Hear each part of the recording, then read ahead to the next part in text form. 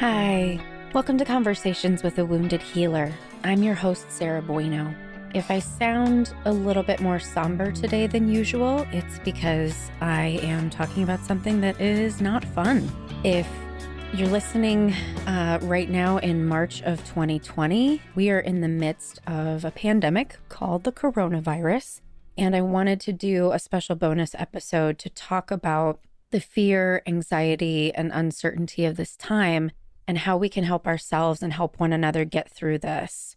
So one of the first things I did today is I pulled some cards in my meditation time. And I always pull tarot cards every day, but I also pulled an oracle card. And the oracle card is from the Wild Offering Oracle by Tosha Silver. And it says, confidence. Divine confidence is completely different from the bravado of the ego. You make space for something larger to take hold. Please fill me with your confidence, O love. Grant me courage that I never knew I had. And then for the tarot cards, I may have mentioned before, I use the Crystal Unicorn Tarot by Pamela Chen. And this deck is usually actually quite funny the way that it communicates with me. And so when I ask the question, what is it that we need in order to move through this pandemic, this issue with the coronavirus, the card that I picked was the Two of Pentacles. Now, if you're familiar with the Rider-Waite-Smith tarot deck, you'll know it's kind of a jester character, and they are kind of balancing two coins within an infinity symbol. And for the Unicorn Crystal Tarot deck, it's a unicorn that's balancing this infinity symbol on their back.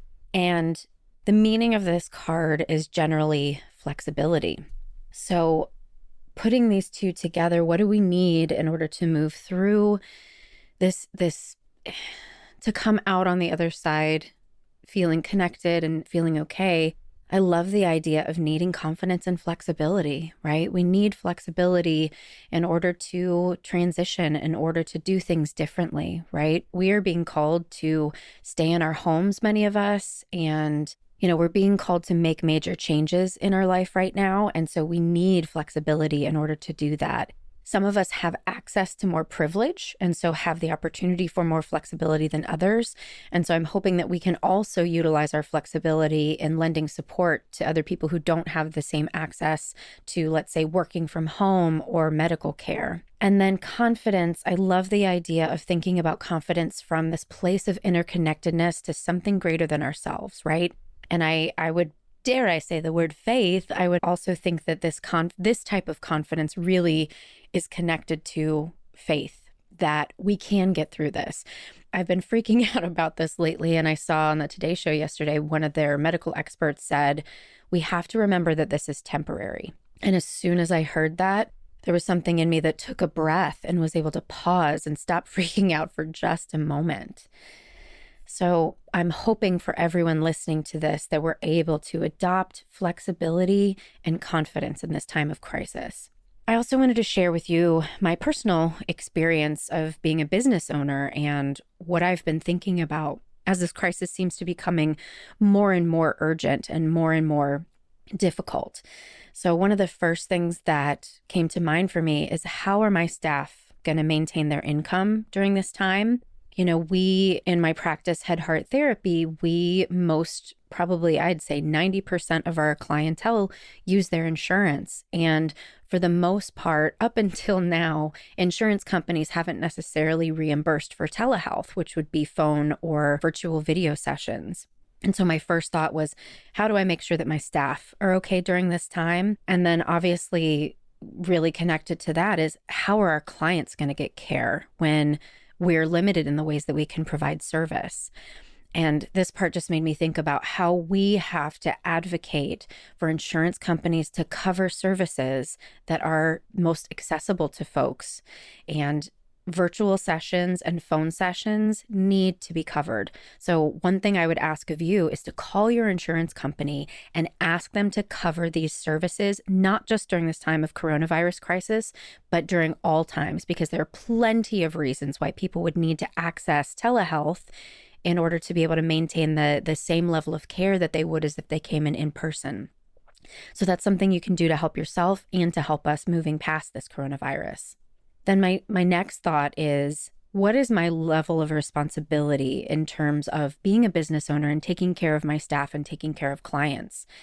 And as soon as I ask that question, the thing that comes up for me is, who's going to help me?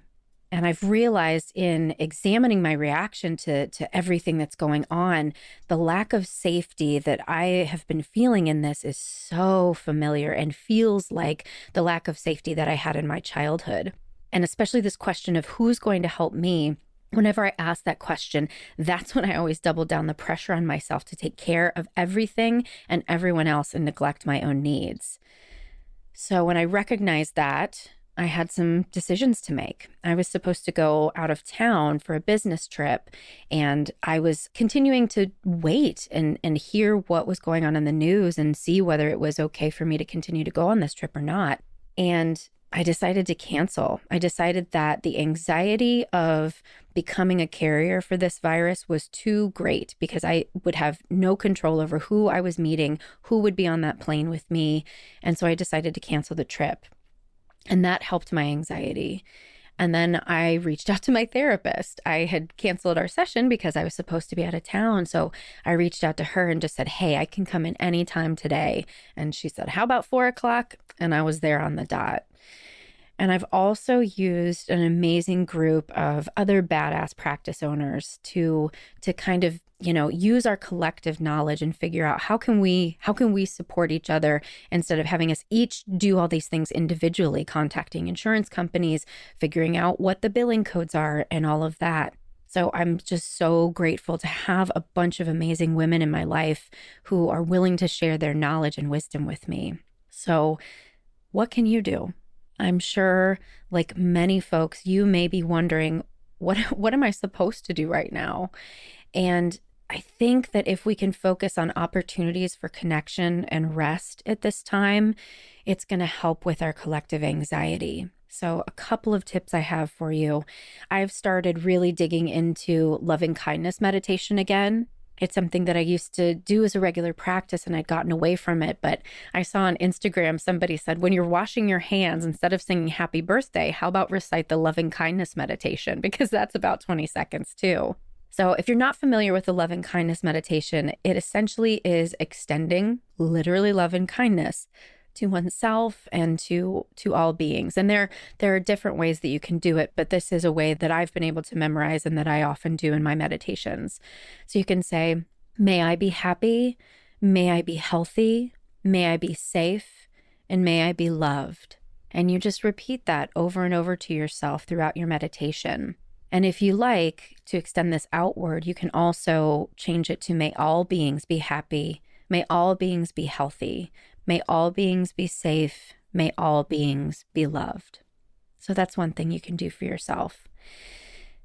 At a time when so many meetings and events are being canceled, we could use this as a time to catch up on all the work that we haven't been able to get to, which truthfully is what I did today. But we can also allow ourselves some downtime to relax and feel into what we actually need in that moment, right? Sometimes doing extra work actually makes my anxiety go down because I'm getting something done and getting something off my plate that I don't have to worry about later. But sometimes what I really need is to take a bubble bath, or I really just need to watch something silly on TV, or I really just need to call a friend and connect with them. So see if you can sit with what is it that I really need right now and give yourself space to do that. And then finally, in terms of connection, use Marco Polo. Oh my God, it is the best app that I have ever found. It is so wonderful to be able to see people's faces and to hear their voices and to be able to connect with them in that way. So Marco Polo does not give me any money for advertising. I just advertise for them because it has truly changed my relationships in my life. So obviously you don't have to use the app Marco Polo, but you can certainly find a way to reach out and still stay connected to people, even though we might be isolating ourselves physically from people. We don't have to isolate ourselves emotionally. And then lastly, Conversations with a Wounded Healer has virtual community gatherings. And normally it is reserved for Patreon members. And Patreon members are people who actually, they pay as gratitude for this podcast. They pay a small monthly fee. And normally The community gatherings are reserved for them, but because we're in a time of crisis right now and we need more connection, I'm offering our next gathering to anyone who would like to participate. So the next gathering is going to be April 1st from 7 to 8 p.m. Central Time. And if you're not already a Patreon member, you'll need to give me your email address so that I can send you the link.